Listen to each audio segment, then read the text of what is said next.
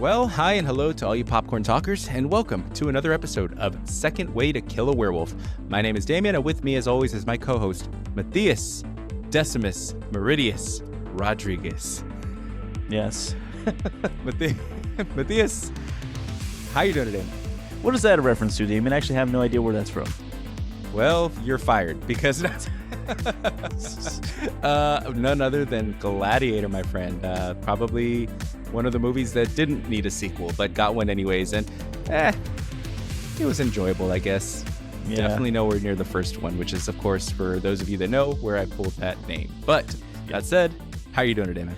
I'm doing well. Yeah, thank you for asking. But yes, no, I do know where that's from. It's like nobody attacked me for not, watching Gladiator, which is a really, really great film. If you haven't seen it, all two of you out there. But no, I am doing just fine, Damien. How about yourself? 1, 2. Yep. Wait, is it both of us? Are we the only listeners to this podcast on a weekly basis? If that's the case, I get enjoyment out of it, and it is something to listen to on my morning commute. But if that's not the case, folks, and you happen to be listening to this, please let us know in the comments, because I don't know, it's nice. It's a nice thing to do. If you like something, support it. But in any case, even if you don't, we appreciate you all taking the time to listen to us. But if this is your first time joining us, let me tell you a little bit about what to expect. We are a podcast dedicated to covering all things pop culture and movies, TV shows, and pretty much anything that's streaming that grabs our attention. Throughout the show, we'll bring up some topics, lend our voices to opinions, and hopefully that will lead to engaging with you all in the future on our social media platform on Instagram and TikTok at Second Way to Kill a Werewolf, where we encourage you to post any comments or questions that you may have about the show. Also, if you happen to be listening to this on Spotify or YouTube, be sure to hit like and subscribe and comment about the episode, because why? Well, we want to hear the voices of the Second Way listeners. And to answer your question, Matthias, earlier that I just jumped right into the intro, I'm doing okay. I'm doing okay. Glad to hear. Glad to say. But the things that I wanted to talk about first is... what have we been watching? Because after all, we are a movie podcast dedicated to all things streaming that, grab our attention, not just all things streaming in general. So with that said, what are we watching? I'll go ahead and start this one off, because this one that I started watching last night, and actually had been wanting to catch it for since I saw the trailer for it, because there was something about the trailer that grabbed my attention. It is starring Hugh Jackman. And some of you are thinking like, oh, yeah, a Wolverine movie or Logan or something else where he just like beats the crap out of somebody. Nope. Nothing like that at all. Actually, quite the opposite. It's a very family-friendly, heartfelt movie called Sheep Detective that is streaming on Amazon right now. And if you haven't checked it out, you 100% need to check it out, because it was good. Especially if you're a fan of like the Knives Out franchise. I feel like this is kind of the closest thing to that that you can actually watch, with the kiddos and little ones, if you have any as well, that I think is just very well done. It's a heartwarming film. It's one of those that I feel like is the closest thing that this generation has right now to offer in terms of like that family friendly film that's just going to last with you through the ages. I like kind of similar, like, like Babe, Pig in the City, or Babe for us, growing up, or for me, maybe, or I don't know, other movies that came out, like, I don't know, Willow or something that you grew up with and you look back and you remember it from your childhood. I feel like this movie has that potential for the young ones of today, like the young generation, to look back and be like, oh, I remember that movie and whatnot. But I don't know. That's just me. Matthias, have you had an opportunity to check this one out yet? No, but I've heard a lot of good things about it, honestly, where it has that element, like, yes, where there is that sense of sort of like nostalgia and wonderment towards it, to where it is sort of that type of like family entertainment and all stuff. So like you said, a really great example, like, Babe, Pig in the City. That's actually one of mine that I really like a lot, honestly, watching as a kid. And I haven't seen this one yet, but I've seen enough of it like through Instagram and like TikTok and stuff like that. And I'm like, I want to check this movie out, but I also feel like it's going to like do something to me just emotionally, to where I'm just going to burst into tears at the end of it. So it is one of those things of like, man, do I have to emotionally prepare myself before watching this? Which I think that is most certainly the case from what I've heard from other people. So that's now that you've kind of convinced me in a way, I definitely want to check it out.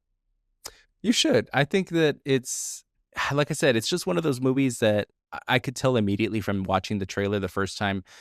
It was something that I felt like was gonna be a sleeper hit. Well, I mean, I guess I say sleeper hit, and I don't truthfully, I don't know how much money this movie pulled at the box office, nor do I really care because ultimately it was a good choice to be able to go ahead and put on for a movie night on a Sunday night with the family. So definitely not disappointed with that one. And if you haven't checked it out, folks, I think that you 100% should, especially if you have little ones about that. You're always kind of looking for something that A is going to hold their attention long enough for you to actually enjoy a movie, and B, something that is also that they are able to watch and not have to worry about like, oh, close your eyes, or oh, don't watch this, or oh, I shouldn't be watching this at all or something. Maybe we shouldn't just put this movie on in the first place.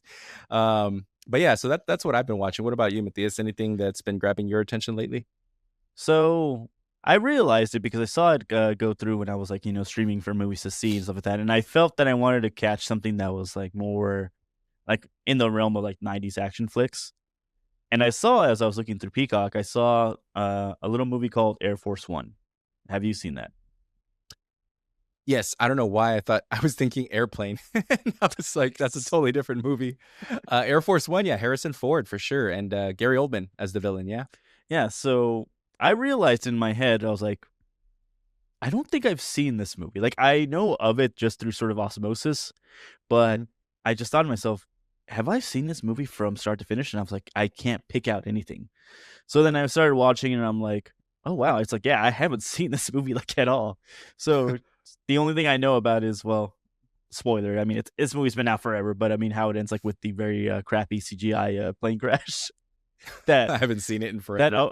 that upon watching it, I was like, damn, this is that period of 90s CGI where they were figuring it out, and boy, does it show that they were figuring stuff out with it, because it does not hold up well, like, at all. But anywho, for those of you who haven't seen it all that stuff, yeah, Harrison Ford is the president of this one. He recently is back from a mission out in the Baltics of capturing this ultra nationalist Russian general, and the whole sort of like crux of the film and stuff like that is just him on Air Force One, which the president's private plane essentially there with his chief of staff and all that, and it's been beset upon by Russian hijackers who are loyal to that general.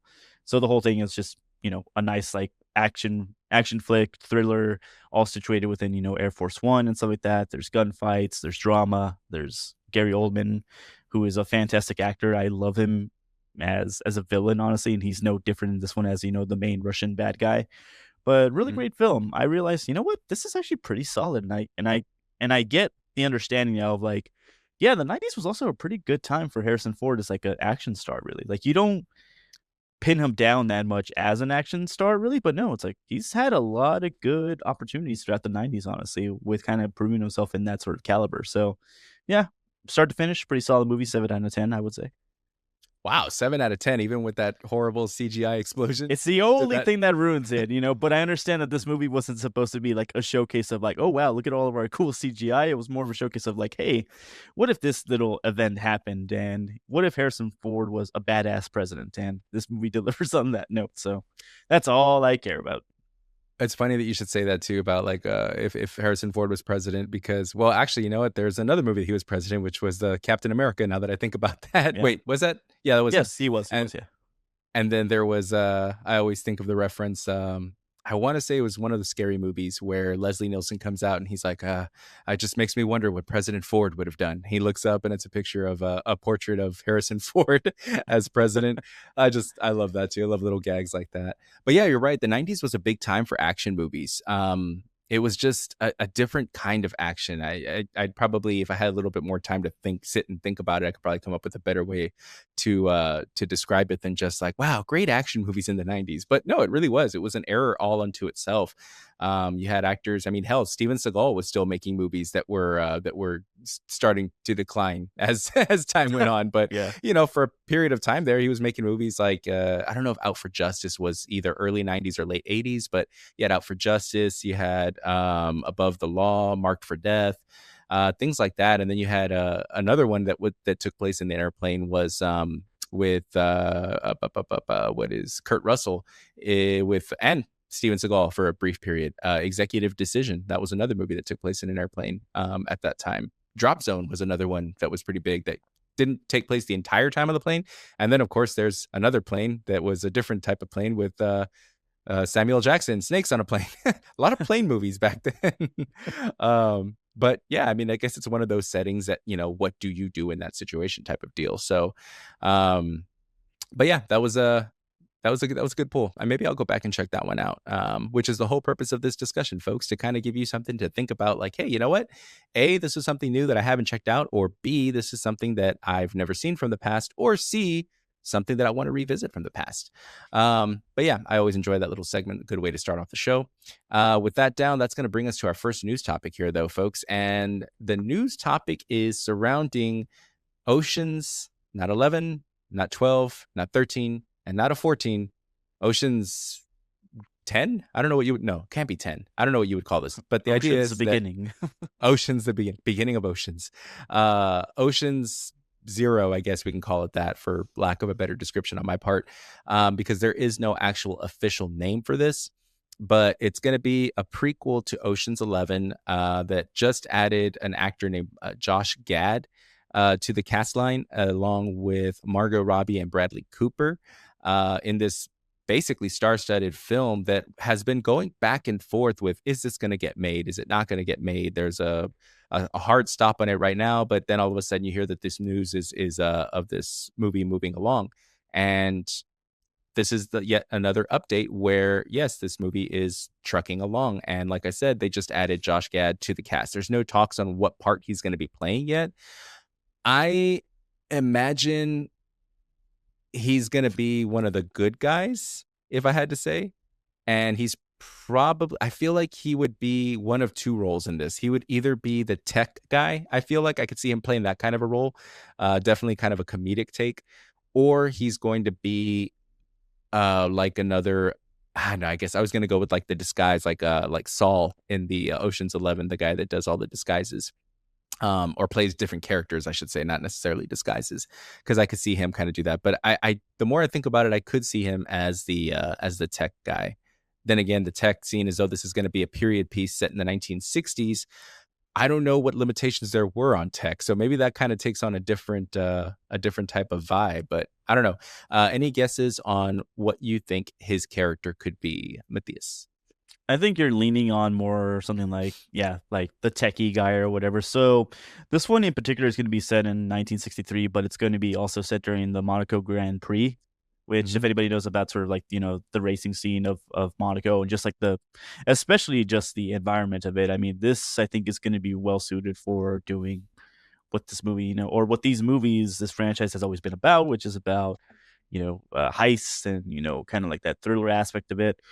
In terms of what limitations, would they have for 1963? I mean, a lot of great movies that sort of deal with like spycraft and stuff like that, like James Bond stuff, were born out of the 60s and all that stuff, which at a time where both, the United States and Russia and pretty much those two, like, superpowers were kind of figuring things out in terms of how best to infiltrate each other. So a lot of like the cool spycraft that we thought at one point was, just works of fiction, over just R&D and time started becoming a reality. So I think they can play around with a lot of that sandbox of like just really cool and wacky tools, like something you would see out of James Bond or anything like that. So I'm very excited in terms of that aspect of the story. Josh Gad, I mean, he's a funny guy. I mean, he's a singing snowman in Frozen. I mean, how that translates into a film like this, I don't know. I doubt he's going to be a singing snowman in this one.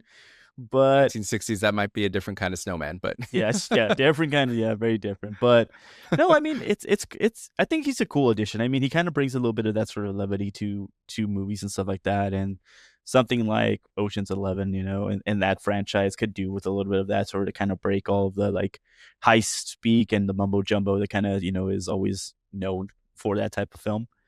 Uh, but yeah, that's kind of like my take on that. But with these, I've never really been like a big fan of really like the Ocean's franchise like at all. Really, I've seen bits and pieces of the movie, but I've never been like the super like, oh man, it's like I got to see every iteration of this. What about you? Were you like a big fan of these films at all?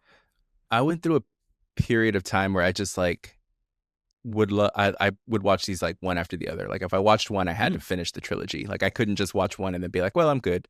It's just one of those things. Maybe not like boom right after the other, like Netflix, hit next on a binge type of thing, but definitely mm, within the week, I would probably plan to watch all three of them. Um, I, you know, it kind of I feel like is the perfect timing for a movie like this because we haven't had, at least to my knowledge, a really good heist movie in quite some time, a successful one.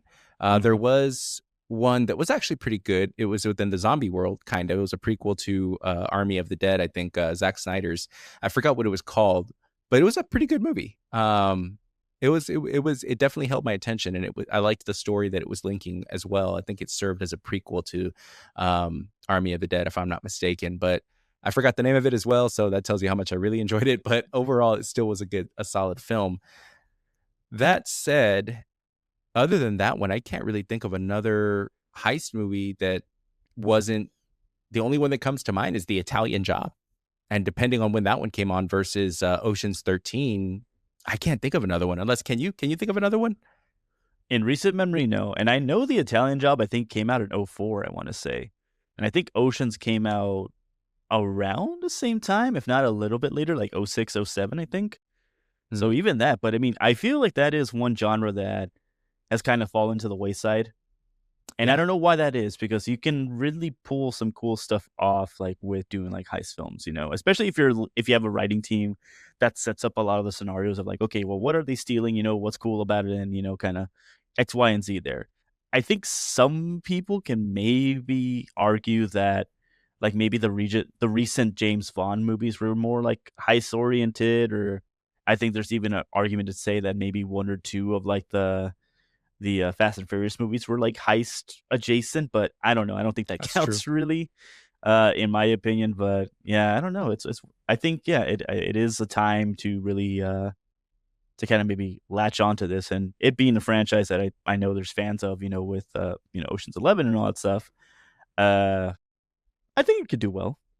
And they're clearly, definitely putting a lot towards the cast as well too. I think my biggest thing as well too, outside of Josh Gad and Margot Robbie and Bradley Cooper, is Wagner Moura is apparently starring as the villain in this movie. Which I mean, I loved Yeah, his work a lot. He was fantastic in the series Narcos as Pablo Escobar.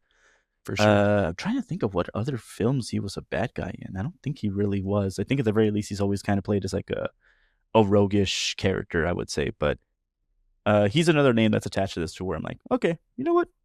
I'm on board for a bit. Yeah, and he became one of those memes, quickly became one of those memes, where I think he's, like, standing out in the middle of nowhere or something, or standing out just, like, taking in the I don't know what it is that happened in that scene. Narcos is a great show, but that meme kind of took off with it pictures him I think maybe he's sitting on a park bench or something like that, and people just kind of did their own interpretations of Mhm. him, like one of those things, like, I don't know, when you're waiting for the Uber delivery to show up or something like that, Yeah. and he's just kinda standing there or sitting there. But yeah, no, his work in that series was really good. That's another series I wouldn't mind going back and revisiting as well. One could say one of the ones that launched Pedro Pascal's career really helped him to make a name for himself, among other things. I know it wasn't his appearance as a vampire in Buffy the Vampire Slayer, You sure? but yeah, but you know what? It is cool to kind of go back and see humble beginnings. Mhm. It's kind of the same way I feel about looking back at Vin Diesel's career, and a lot of people don't know this, but if you look up, Vin Diesel Street Sharks, just look that up. Do yourself a favor and look that up, and you'll see what I'm talking about. Mm. Because all actors have humble beginnings, and it's just amazing to see that work pay off, though. Which tells me that, you know what, Matthias, if we just keep up with this and really really put our efforts into it, we too will end up in a Street Sharks commercial. Which I don't know, or maybe I need they'll to be look the this next up. sponsor. I don't know what you're talking about, but I think I need to look this up after our episode here. Yes, you do. And I mean, it's nothing bad. It's honest work. He was in a commercial for that. So, and I remember that show too. It was a cartoon that came out, I think, like on Fox, in 1933 or something like that. However old I am, but but yeah, I remember it. But the other thing that to go back to this Oceans prequel, the other thing that has my attention with this is I'm not usually a prequel guy. You know this about me. And I usually am one person that likes to see the story move forward. I don't want to Mhm. go backwards and see, like, because I know how it's going to end for the most part. There are a couple of exceptions here and there that I'll make for the sake of entertainment. I mean, who am I kidding? If it's a good movie, it's a good movie. I'll make the exception. But ultimately, I want to see things move forward, especially in series, because when you're going to do a prequel series, you're not just talking about one movie and in a couple years you'll get another movie to be the sequel, similar to the Evil Dead franchise, where you can do a sequel and a prequel all within maybe 2 years or so. But anyways, separate story. But yeah, I want to see the story move forward. And with the series, you do a prequel series, it's going to be another 5-6 years before you get a whole idea for another series, and then you can move the story forward. But that being said, I am okay with this because the cast, I think Margot Robbie and Bradley Cooper to play Danny Ocean's parents is pure gold. I think that is the perfect combination for these, especially to take place in a period piece in the 1960s. I think that they just are the perfect couple to play this. So I'm on board for that. But I also like the fact that Bradley Cooper I think he's co-writing and directing as well as producing on this. Yeah. Um, I think that that's going to be a really good touch to this film that he's going to be able to bring. I did enjoy. I forgot, it was the Silver Linings Playbook, I believe is what it was called, with Jennifer Lawrence. I liked that movie, and if I'm not mistaken, that was also directed by him. So his style just works. I think it lends itself really well to a movie like this, to be able to add another installment into this franchise, but also maybe put in a different type of potentially emotional touch to this, rather than just make it all about the heist. Um, and then Margot Robbie is the perfect, like I said, cast to play opposite of him. So you had me really at Oceans, although I say that, and people might be wondering, like, well, Damien, you love heist movies, you love the Ocean series. What was your take on the one that Sandra Bullock led? I still haven't seen it. Honestly speaking, and even more honestly speaking, I completely forgot about it up until this point right now. And I'm not saying it's a bad movie. Like, I'm not sitting here and being like, I didn't watch it because it's a bunch of girls doing that. No, that's not at all. I just, like some people would. I mean, realistically, you got to judge a movie based on the movie. Now, if I watch that movie and it sucked, then I mean, that's a different story. But it sucked all on its own, not because of who was casted in it. Um, it's kind of serving as a reminder that I need to go and check it out, because I love Sandra Bullock, man. Sandy B, man. She could do no wrong in my book. There's been yet to be one movie that I've seen with her in it that I didn't like. The Net, never mind. Okay, forget that. Now, forget I said that. Now, but yeah, no, she's a great actress. I think you also had Helena Bonham Carter in there. There was a really myriad of amazing talent in there. So why I didn't check it out, honestly, if I'm not mistaken, I think that one served as another prequel series, not in the distant past, but right around, I think, before Danny Ocean. I think she plays his older sister. I don't know. And I could be completely mistaken, but I feel like the reason I got turned off by it was because I was under the impression it took place before Ocean's 11. And as I said, I really want to see the story move forward. But saying this out loud, I want to see it now. I should go back and check it out, especially with this prequel moving forward. But yeah, overall, I would say that I'm pretty excited about it. Heist movie, why not? So that is going to be all that we have to say about that for now, until more details emerge surrounding that story. But that's going to bring us to a horror segment of our little podcast here, and it does involve Warner Brothers again, because Warner Brothers has won the rights to bring this viral internet horror phenomenon called Siren Head to the big screen. And it's also going to be attaching Zach Kreger and Brian Duffield joining forces on this project to bring this to to bring this to audiences everywhere. I have to admit, I knew nothing about Siren Head. The name is one of those that I feel could go one or the other, like one way or the other, just based on the name. I knew nothing about this before. So if anybody's listening to this and they're like, well, you just don't know, Damien. You don't know. You just wait. Siren Head's going to be a huge hit based on the name alone. And all a name is a marketing tactic, when it comes down to it. That's all it is. If it has a bad name, but it's a great movie, then the marketing probably struggled a little bit. But if it's a good movie, that'll make up for it. But Siren Head is the type of name that I feel could, like I said, go one way or the other based on the name alone. Kind of something similar to the Bye Bye Man or something along those lines. At one point or another, maybe Candyman was a risk as well. But I don't know. Matthias, how does this news grab you?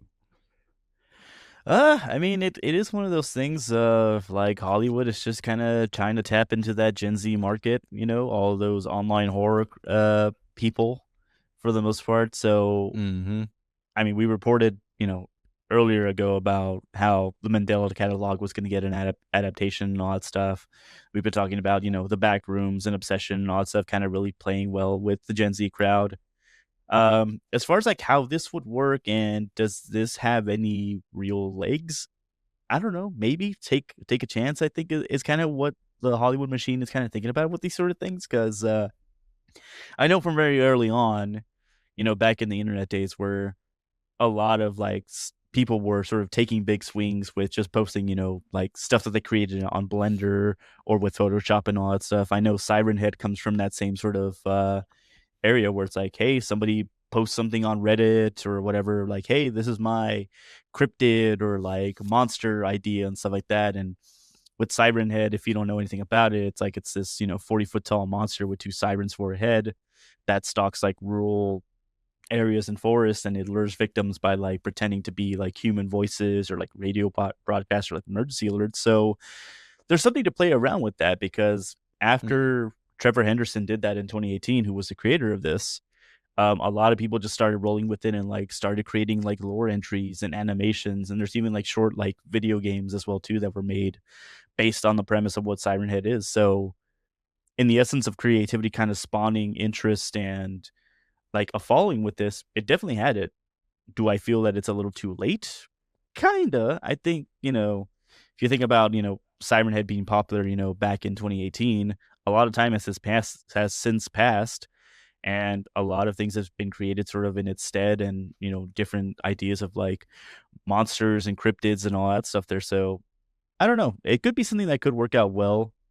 With hearing that Zach Kreger's attached to this, as well as Brian Duffield as well too, who I think I told you about that movie, No One Will Save You, the one with the aliens and all that stuff there.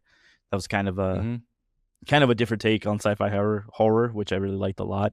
And Zach Kreger for Weapons and Barbarian. So there's two good names that I would trust to adapt this really well and to kind of make something out of it there. But as far as how it will latch on for for I guess general audiences, that I'm kind of like, it could go either way. It just depends on how they market this, I feel. Yeah, you're right about that, because the other one that I completely forgot about that just came to my mind as well was Slender Man. That was one that was kind of, I don't really know the origins or history of it. I just remember it was kind of like this folklore, probably had the same type of following from the internet. And it just kind of fell on its face. And another one of those names that, like I said, could kind of just go either way. It does have a creepy tone to it, Slenderman, but at the same time, it also sounds like, I don't know, the spokesperson for Slim Fast, I don't know. It's one of those. It could, like I said, it could go either way. And the when it comes down to it, the court of opinion of the internet can either accept this or completely reject it. That said, like you were mentioning, the original creator, Trevor Henderson, from what I gather, will be a part of this, as believe as an executive producer. So the I guess the originality of it is that's one of the reasons that he's going to be on board for this, is to make sure that the film captures what his creation was. And I think that having somebody on board like Zach Kreger, who is just on a shooting star right now of fame and fortune, and success, having his confidence in wanting to come and be a part of something like this, I think overall bodes well for horror fans, as well as for Trevor Henderson. And we're continuing to see, like you were mentioning, Hollywood just growing more and more interest into adapting these horror internet sensations, and for the most part, kind of just introducing these things that people probably feel as niche, and then bringing it to mass audiences and general audiences, which one could argue, is that good or bad? And we've had this conversation before. Some people would be like, that's a sellout. Like back in the day, people would be like, that's a sellout. You're going for big Hollywood, or a band that, struggles and struggles and then finally gets signed and they make it big. And it's like, people call them a sellout. It's like, no, they're not.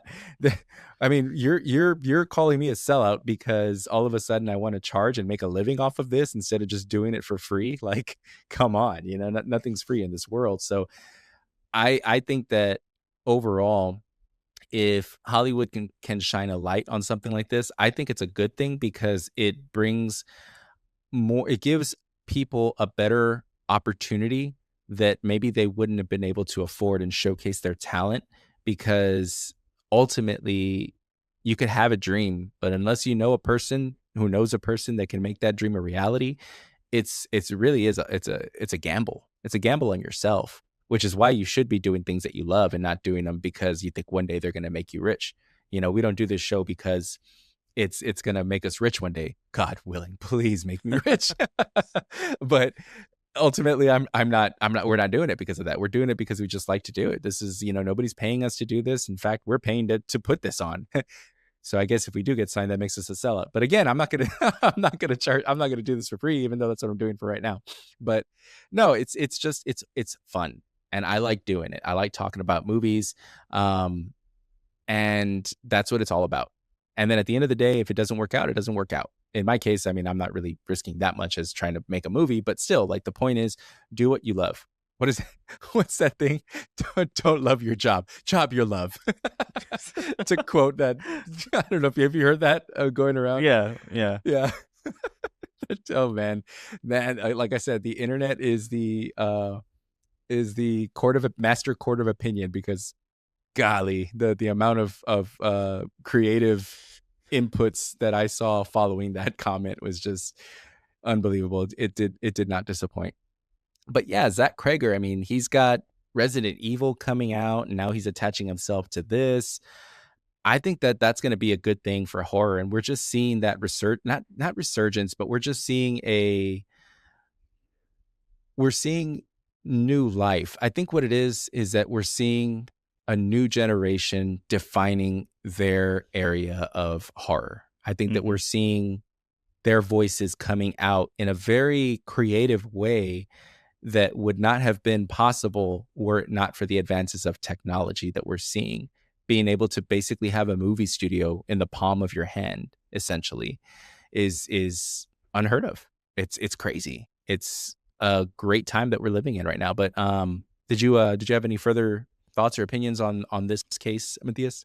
No, not really. But yeah, I mean, my whole thing is that I am very interested to see how this sort of evolves going forward and stuff like that. Because I feel every generation or so, so like, if you're comparing, millennials with, Gen Z and all that stuff, have, grown up in different circumstances and all that stuff. And this, latest generation grew up with a vast amount of technology at their hands, and almost, arguably a overabundance of technology and stuff like that. So I am really curious to see, like, taking that framework of how you grew up with technology and how you utilize it or don't utilize it, like, what can you create with that? And we're seeing essentially that coming into the space right now of like, oh, so these are how people are interpreting how they're growing up and how they're putting that in the framework of horror. And so far, I'm really impressed with what that is looking like so far. So yes, more of this. Let's get more of this. Just don't create an overabundance of it, and I think don't try to dilute it too much. It's like understand that there are limitations to the sort of like types of stories that you can create with stuff on the internet. But if someone is making it big out there, someone that has tried, years and years and years to put, their internet, their horror comic or their short video or whatever, to put that on the internet and then, finally get sort of that vindication of like, oh, my stuff is good. 100%. I am for that. So hopefully it happens to us. That's all I'm Yeah, gonna say. right. I know, right? Who knows? The thing is too is that it becomes to be this oversaturated market, or it has the potential for that, because right now we're seeing all of the successes. We're seeing Backrooms, we're seeing Obsession, we're going to be seeing Siren Head, potentially another success. What was it? The catalog. Mandela Dialogue, yeah. Yeah, I was gonna say the Mandalorian catalog. Totally different type of movie. That would be an interesting crossover. But yeah, the Mandela catalog. We're gonna start seeing a lot of these, and potentially, I mean, well, maybe not. I was gonna say you kind of consider the Blair Witch, but not really. I mean, that's something taken from a previous generation that did the best that it could with what it had, and like I said, there's a big difference between what they were able to do with an iPhone versus what they did with a camcorder from back in the day. Mm. But my question is number one, does it hit a point where it just becomes an oversaturated market and they've kind of just pulled too many out of there and try to you see what's they do the Netflix effect, basically just kind of pull a bunch of movies, throw it to the wall and see what sticks? Is one thing that could potentially happen. But the other thing that I kind of am worried about is how many failures will it take before the spotlight is over? Is this a 15 minutes of fame type of situation? Because I feel like they're all about it right now, because low budget, high return is a great thing to movie studios, obviously. But what happens when the first failure comes and falls on its face and does horribly? What happens if the second one? Is there a third one? If three in a row fail from multiple studios, is the movement over? What do you think? I think it's going to be that. I think it's going to be a slow understanding of that because a lot of things that happen, at least with we're seeing it, in the horror sphere right now when it comes to creating low budget films and stuff like that, is that I don't want to say they make so much money back, but the sort of the return on them always tends to be in the positive for the most part. So I think as long as you're kind of keeping it to where the budgets are not insane, like, as long as they keep it in the realm of like, 5 to 10 million, I think that's still always going to be seen as like a win for them. But if they plan to ever do a movie, so let's say like Backrooms 2 gets announced and they're going to end up giving Kane Parsons like, let's say 100 million to make that sequel. And that movie just doesn't make a connection with audiences and ends up doing like, I don't know, let's say 130 or something like that, like some relatively low number. I Mhm. think it's going to be with that once they sort of realize that they overextended themselves and said, "Oh yeah, we're just throwing money at this to see like how it goes," and it just doesn't pan out. I think that's when we're going to see the problem of like, okay, you guys just kind of really put all your eggs in one basket in this type of horror.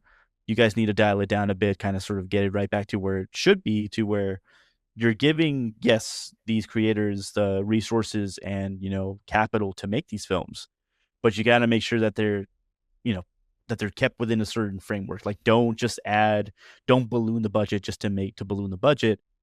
There's a sense of, I think, of being kind of a little bit lowering your expectations with things a bit and kind of keeping them at a level to where you can say, okay, well, if they don't end up doing too well, then we're not taking such a huge loss. I think that's the lesson to be learned. Don't Mhm. expect for these movies to sort of all of a sudden overnight start making, Marvel levels of money, I think, is the biggest thing. But Hollywood tends to either learn those lessons or, in most cases, doesn't learn a damn thing. So that's my fear with this. It's like, yeah, I'm happy for all these people that are coming into the system with a lot of faith and with a lot of newfound support. But I'm also worried about the other end of, like, they're giving all the support and all this, but at the end of the day, it's a flash in the pan, and then it goes away. Hmm. And I don't really want it to go away. I want it to be a thing to where people are still going to be making stuff like this and still be encouraged to make stuff like this. But there's a good and bad side to all these things. So my hope is that we still keep getting these, but just be careful of that sort of thing of like, okay, we need to make 5 back rooms in one single day, or 3 obsessions, or it's like, just tone it down a bit. Like, let it all just kind of come about in a more organic way. So that's my take on this. That's a good take, and it's two things. Number one, it's one thing if it's a one studio in particular that has all the rights to anything that comes out of YouTube, basically. But it's another thing when you have multiple studios that are competing and bidding on these properties that are just Mhm, they're fishing, and trying to catch a good one. And because of that, the market has more of an opportunity of being overwhelmed. mhm, And the next sensation is what draws people to these films, solely the uniqueness of it, or is it ultimately because it's just a great film? In the case of Obsession, it was a good movie. It was a great film. It wasn't just a movie that had a baked in audience, or Backrooms. I haven't seen that one yet, but I would imagine, the but the capability of having an audience that's already following it definitely helps to get that word of mouth out. mhm, But overall, these were two great films. Siren Head is something that apparently has I don't know about has, but had a really good following. Um, so for that to come to fruition and eventually come out with Zach Kreger attached, especially with his vision, I feel like now that we kind of know what this movie essentially is, I feel like that definitely is within his wheelhouse of a movie like Barbarian coming out, and Weapons. I could totally see him making a movie in his style with this type of a plot. But the question does remain: if it fails, and then the next one fails after that, is that movement over? Do we stop looking into YouTube and being like, oh, well, I guess that's nice. It had its run, and now we're gonna go back to more stylized films that are tried and true ish. I don't know. I think that this could potentially be its own thing, like a new genre of horror. And maybe that's what it is. Maybe it's the horror's version of hero comic book movies. And no, I'm not saying that they're one and the same, but I think that we could be seeing the development of something like this long term. Like there's art house films, of course, A24 and other types, but this could be an independent type of film all on its own, like a different genre. I don't know. Maybe they pull it into the same subcategory as art house. I could be wrong, or maybe it falls into something else. But there's something associated with these movies that makes them different than the others. And I feel like it kind of is likened to the idea of superhero genre, because back in the day, superhero films, when they came out, they were considered action films. Yeah, they had superheroes in them, but ultimately they were just, hey, it's an action film. Let's go see this. Now it's something all on its own. And that's why when people say like, oh, superhero fatigue, it's not that there's superhero fatigue in these movies. It's just that the quality of these movies was diminished over time, and people just stopped showing up to them because, like we were saying with Marvel being quantity over quality. And now that they're returning to that quality, we're starting to see a return in prestige to this. And I feel like we're at the precipice of the same thing kind of happening with this genre of horror, in this either found footage, YouTube following type of originality that comes from these ideas that are now being able to be translated to the big screen without losing that originality. Because that sometimes is what happens to these films. They find something, they bring it to the big screen, and you lose what made it unique in the first place. If they can capture these movies and honor the originality that was present from the beginning that hooked audiences in the first place and transfer that to a big screen and appeal to general audiences and maintain that, then maybe you have the Marvel formula for horror. I don't know. But studios are definitely trying to figure it out. And as soon as they do, I will let you know. Nothing else to say about that. But we talked a little bit about technology and all of that, and how the capability is nowadays versus back in the day with just a camcorder and a dream, a stick in a hoop, as it were. Now we've got the computing power of NASA, for the most part, in the palm of our hand. And with that technology comes further advances. And with those advances, presently speaking, is one called AI. Specifically, an AI-generated performer named Tilly Norwood, who is basically making history right now because she's going to be leading her first feature film called Misaligned. Remember, Theus, when I said, I don't know, 1 or 2 episodes ago, I don't think we're going to have a full blown actor or actress that of 100% AI that's going to be starring in films. No, we're still years away from that. People are still just using seed dance as a novelty. Apparently I was wrong, and 10 years from now became 10 days from then, because here we are reporting about Tilly Norwood about to star in her own film called Misaligned. And the question now comes forward: is AI a tool, or is this a takeover? What was your opinion on this, Matthias? I'm not watching this damn movie. First off, I mean, that's the thing, is that we always think when we talk about AI that we're like, oh well, AI doing this is a decade away, or it's in still the realm of our dreams. But no, we're past that point now. We're in that point now where it's here and it's gonna happen whether we like it or not. And this is exactly what this is. Now, we're talking about this, and we're talking about Eline van der Velden, the founder and CEO of Particle 6, who is essentially the creator of Tilly Norwood. Mm-hmm. As she put it in her interview with Variety, she said that what the intent of this film isn't necessarily as like an artistic showcase. It's not in that realm. What it is a showcase of, at least in her words, is to show where AI is at in terms of acting and storytelling capability.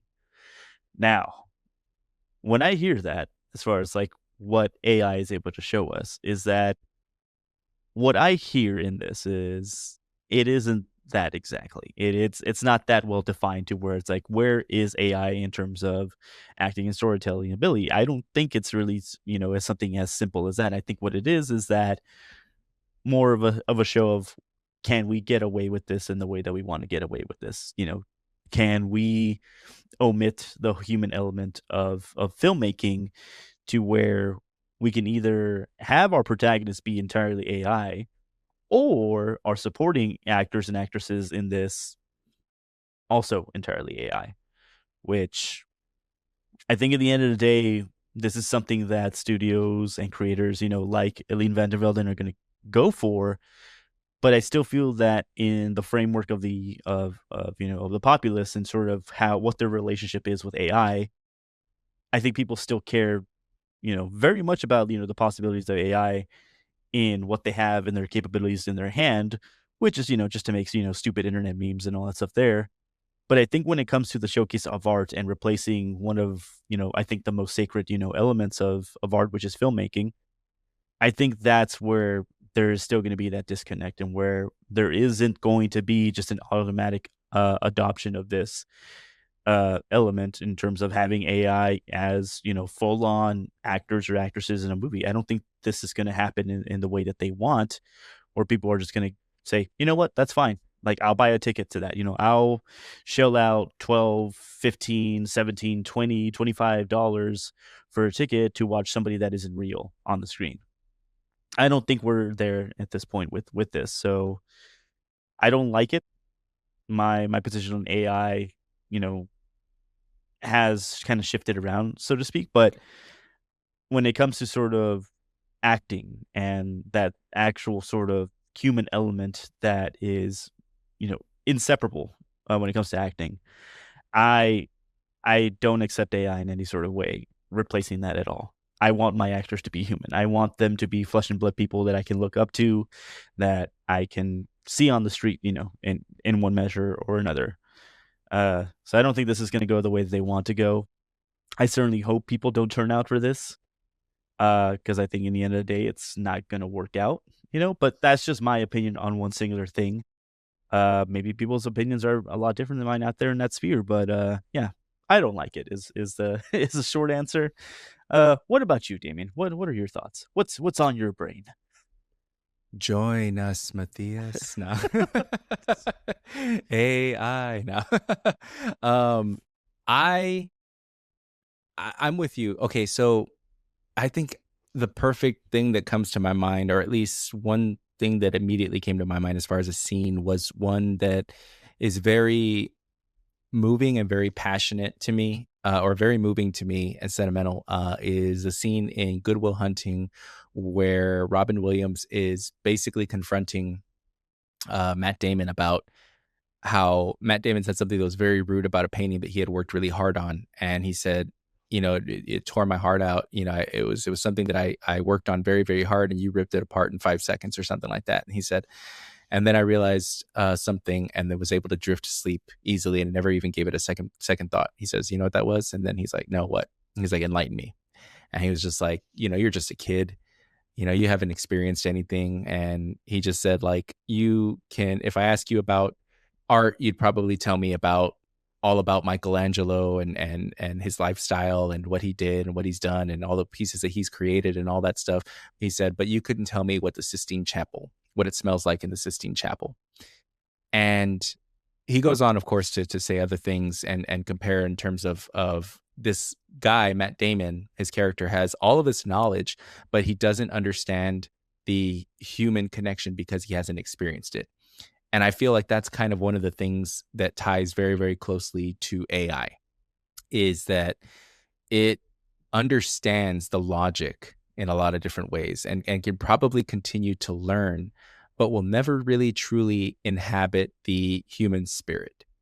And you could probably make a really good copy, and you might have some success, some commercial success, here and there. But I think ultimately you're never going to be able to replace the human spirit, because it's not just what you see on the screen, it's what the audiences behind the screen can connect to. And until you're ready to make an AI generated audience that's going to pay AI money to go see your AI project, it's going to really Mhm. depend on where the audiences stand on this. Are they going to accept it? Are they not? I feel like, I mean, I can't predict anything 100%. Progress is going to continue. New generations are going to develop and tastes are going to change.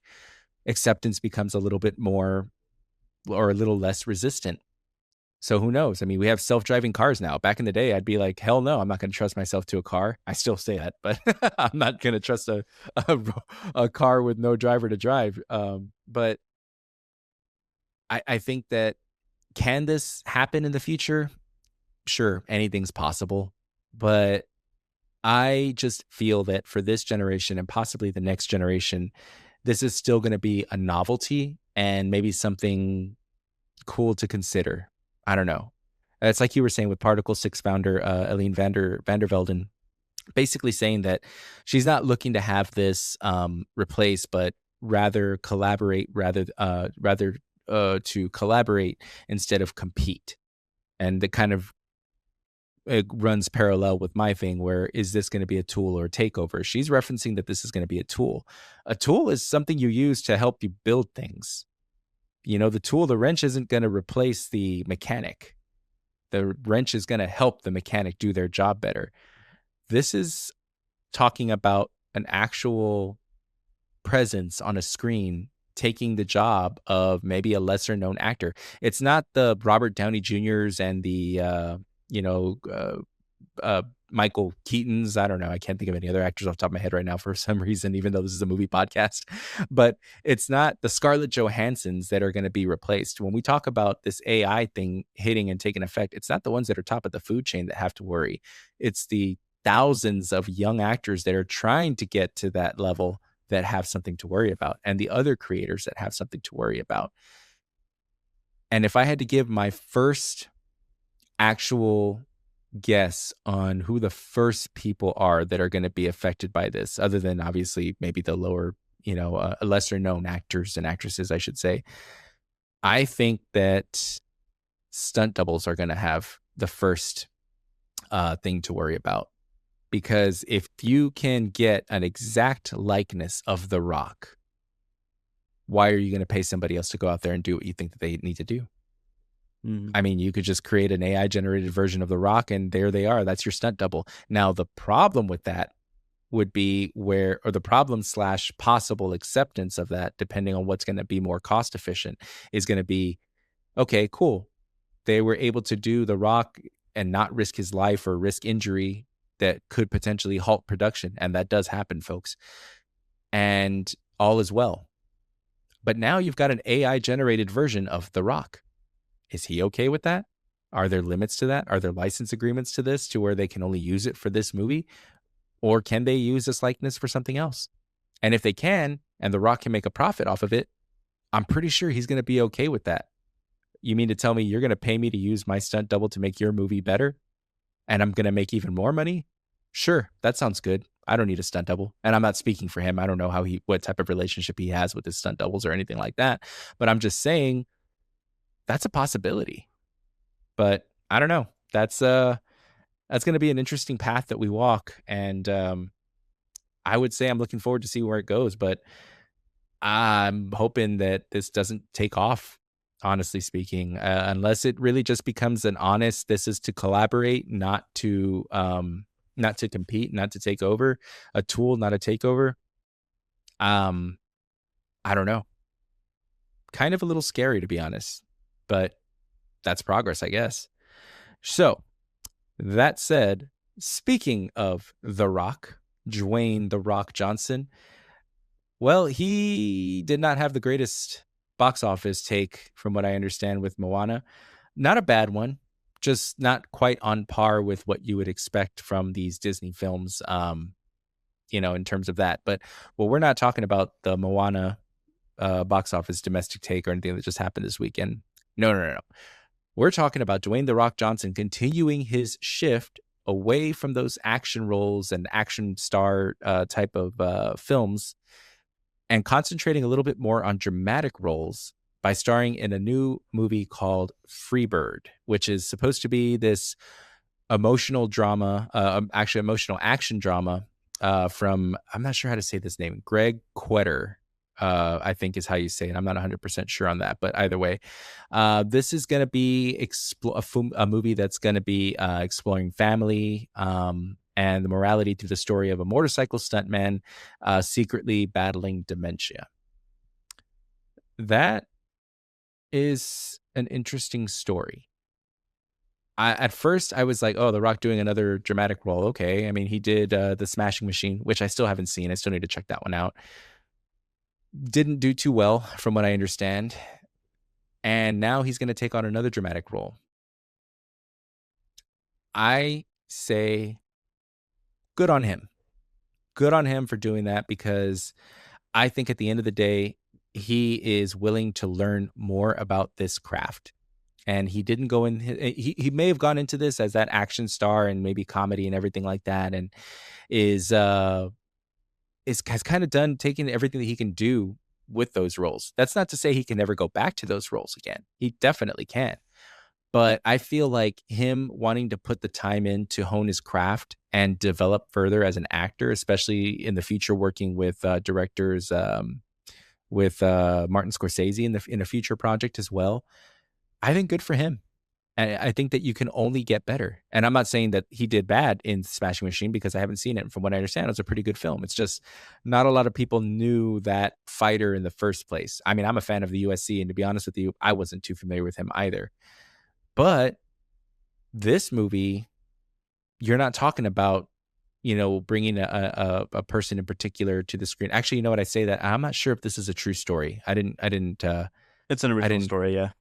it's an original story? Okay, so Yeah. so not a true story then. Okay. Um, I think that this plot is a nice as a happy medium. It kind of meets the action, but it also meets the dramatic role of this. So I'm looking forward to seeing this. I want to see, will we ever see The Rock with an Oscar nomination in the future, or with holding an Oscar? I don't know. Anything could happen if you keep at it. Anything's possible. But I don't know what say you, Matthias, on this news? Yeah, I mean, I wanna be very sort of, optimistic about, Dwayne Johnson's career, certainly. I think he falls definitely into that same hole of, like, he's carved his, uh, his role way too deep, I think, of being, like, an action star and stuff like that. I think that I wouldn't say carved, it's more like he dug that hole really deep, honestly, and he's trying to sort of establish himself, as a more serious actor that can take on dramatic roles and can be part of sort of more elaborate storytelling. And I know he has it in him. I do feel that that's certainly he has the capacity to. It's just having to go through that process of having to dig yourself out of them to sort of like reclaim a little bit of yourself so that people can kind of see you more as like, hey, I'm I'm more than just somebody who can, flex his muscles and be an action star and all that stuff. Like no, I have a heart too, and I have the emotional breadth to kind of show you that there's more to me than just being, The Rock and being, a wrestler and being an action star. It's like, no, I can be a human being and I can be in roles that aren't exactly made for people that have traditionally, have my physique or my build, and can show you, another side of me that's a little bit more complex. And I definitely applaud him for wanting to keep doing that. I thought ever since the Smashing Machine kind of did not too great, in the cinema realm and stuff like that, and not really being sort of embraced by the audiences, to a degree that it should have. I thought for me that would have signaled that sort of okay, well, I'm just going to stick to making franchise movies and that's it. I thought that was going to be his lesson in that, but no, he's continuing on, with him signing on to something like this, and with a production company by Ben Affleck and Matt Damon, Artist Equity, which is, really cool. I actually didn't know they had their own production company, but they very much are about sort of uplifting those lesser known actors and actresses and all that stuff, and sort of creating that system to where if you wanted to sort of switch roles or kind of do something a little different, it's like, well, that's what their production company is about. So I applaud him for everything that he's doing with this, and it being an original story, I think also helps as well too. So it not being an adaptation of something existing or whatever, I think kind of allows him to sort of like just read through the material, read through the script, and kind of develop his own character with that. It's Uh, true. so I'm excited for it. I would really like to see something in the realm of being nominated or even winning an Oscar or an Academy Award or whatever. I would like to see that in his future because I think he deserves it for the amount of work that he puts in to establish himself, or to at least sort of kind of redefine what he is as an actor. And I hope as he continues to do that and he is, given the time to do that, that he finally like finds like his prize with that. So that's how I feel about that. Yeah, you say that as far as actors putting in a lot of work. I think about it, and I could be wrong on this, but he wouldn't be in bad company as far as actors who have put in a lot of work and still haven't gotten an Oscar, maybe a nomination, I'm not sure.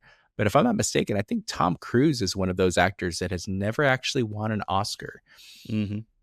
Could be fact checked on that, folks. So if by all means you're being like, no, Damien, you're wrong, by all means, please go ahead and feel free to comment in the comment section below and let me know if I was completely wrong. But I'm pretty sure he hasn't won one yet. So whether you look at that as a good thing or a bad thing in terms of actors that give it all and still don't win, The Rock has nothing to feel bad about it if he doesn't.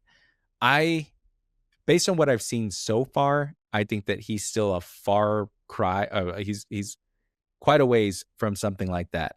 But you find the right role and the right director that got the right thing out of you, and maybe it's just one, maybe it's just a nomination, but it's a possibility.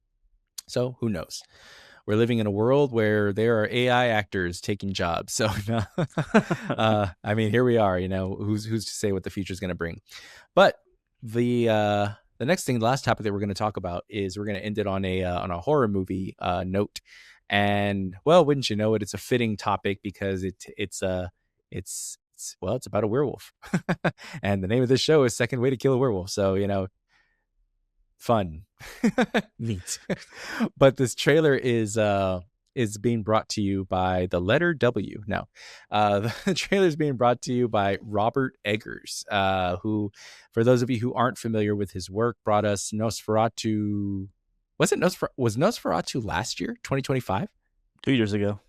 Okay, I was gonna say, because wow, that's back to back. Good for him. I don't know how they managed that, but yeah, no, 2024. Nosferatu. He brought us The Northman. He brought us The Lighthouse. He brought us The Witch, and now he's bringing us a movie called Werewolf. Werewolf. I had to make that joke. Sorry.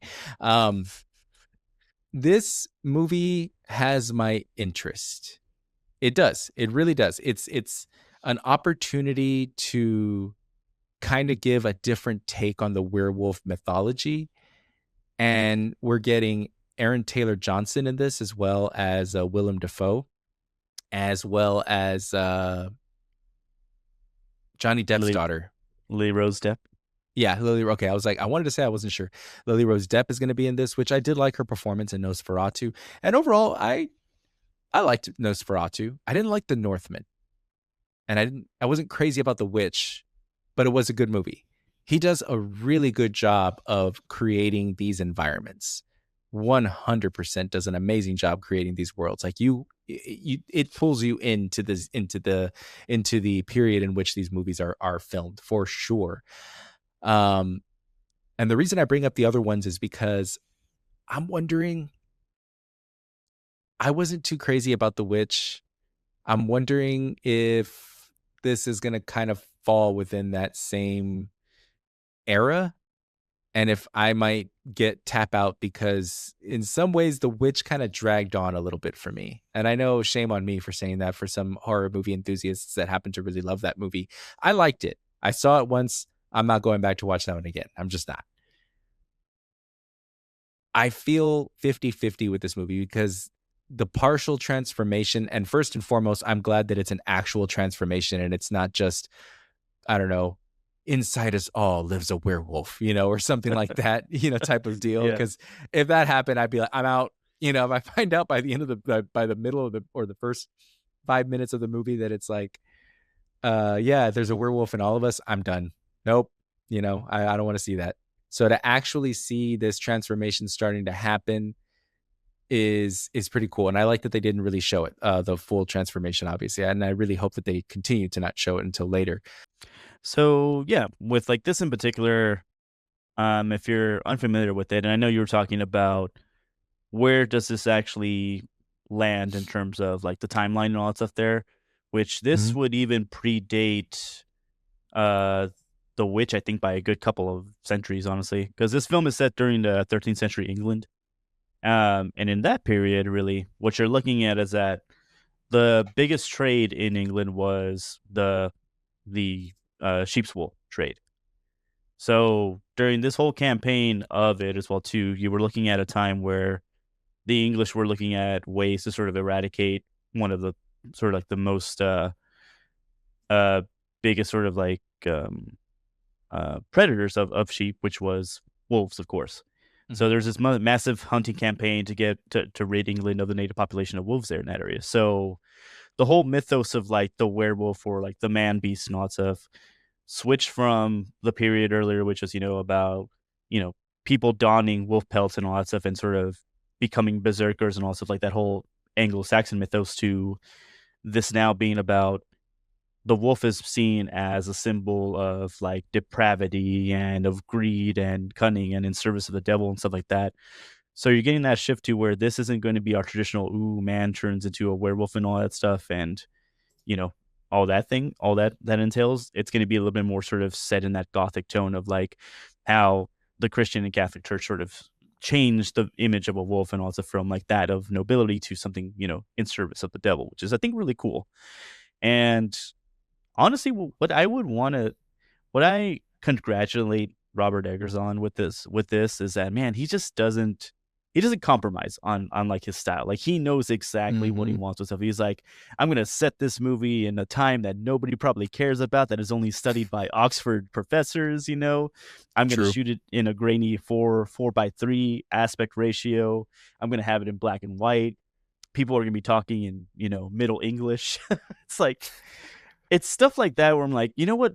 There's not many directors that you can say nowadays that put that much craft into their films, to where they're like going by the book in history and stuff like that. They're finding people in the know that are able to create these very convincing sets and get the language right and stuff like that. So for me, I am over the moon in terms of like how this looks so far. Like that trailer really sold me. It's like, oh, we're getting something really awesome here. Which what I would want him to do, honestly, now that he's done so many movies that are kind of like going off of like the old Universal horror, like movie monsters of like the days of old, I really want him to make a Frankenstein movie. I think that's the next thing he needs to do. Like he needs to do his own dark universe. Like Universal already screwed that up a long time ago. It's like it's time now for Robert Eggers to do his own takes on all these classic Universal properties. But no, I think for me this is great. I'm liking it so far. And Christmas Day 2026 cannot come anytime sooner. So Yeah, that's how I feel about this. that's a good feeling. I'm excited to see it as well. I think it's going to be a good one. And again, just like Nosferatu was released on December 25th as well, I'm sensing a theme here. Well, also because we talked about it before, where winter releases during the holidays are starting to yield higher results than just the summer blockbusters, or at least on parallel with both, or on par with both, because we're also going to get, to give you an example, we're getting Dune, and we're getting Dune 3, and we're getting Avengers Doomsday as well. So there's something to be said with that timing of release. But yeah, you know what? Quick question before we wrap things up here. If you had to pick one director, because you talked about the Universal, monster films, and somebody to lead that project. If you had to pick one director right now to just oversee, not direct every single movie, but be in charge of overseeing and kind of put their style present in it, what director would it be? Hmm. My natural inclination would be honestly to say like Del Toro, honestly, just to oversee that, because I really loved his take for Frankenstein. Honestly, I think one of my favorite takes on the creature and stuff like that. Like I still obviously enjoy the 1930s one and all that stuff, and I even have a soft spot for the Kenneth Branagh one that came out in like the 90s. I think like 93, 94. Uh, but this one, honestly, it's just he takes all of that sort of like gothic literature and he just puts it on the screen, and he's just like, there it is. And yeah, I would say he's like my first one to like helm something like this, I feel. That's a solid take. I think I would want to see potentially, okay, it comes down to two, and it's either Fede Alvarez or Lee Cronin. And especially since we kind of got a little taste of, a mummy movie, kind of, but not really. Hmm. I like that stylized horror element that he brings to the screen. It works. And as much as I appreciate an artistic take such as Robert Eggers, I don't think I would want to see something like that for an entire series of films. Um, but that's just me. Somebody could definitely disagree in the comment section. Feel free. Um, I really, if I had to pick one, you know what? I'm gonna go Fede Alvarez. I'm gonna go Fede Hmm. Alvarez to see I can him see it. helm this. I think it would work because he's already shown his ability to do two different complete things. He's done Alien Romulus, and then he's done Evil Dead, two films that I really enjoy watching. I really, really enjoyed the Alien film that he did, and I'm looking forward to his next project. But all right, folks, and just like that, our time is up. But as always, we want to thank you all for listening to us, whether it be on your day off or your commute to work. We appreciate you taking the time to hit download or push play on your device. We also want to remind you, if you're not already, follow us on Instagram and TikTok at Second Way to Kill a Werewolf, where we encourage you to share your thoughts and opinions on the many, many posts that we put up. Also, if you enjoyed the show, be sure to share it with a friend, as it really helps us out more than you could ever know. That said, I'm Damien. And I'm Matthias. And we will see you next time. Bye, everybody.